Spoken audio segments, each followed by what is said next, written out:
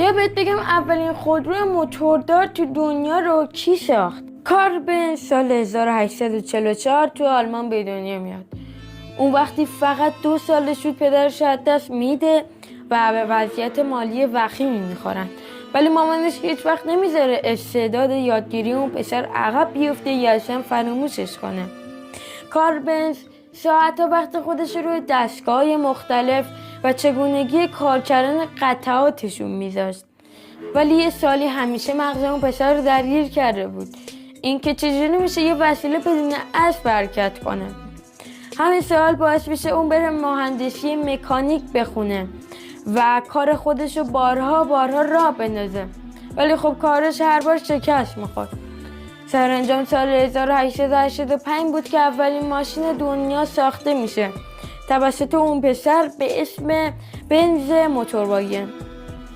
همه میگفتن این چیه؟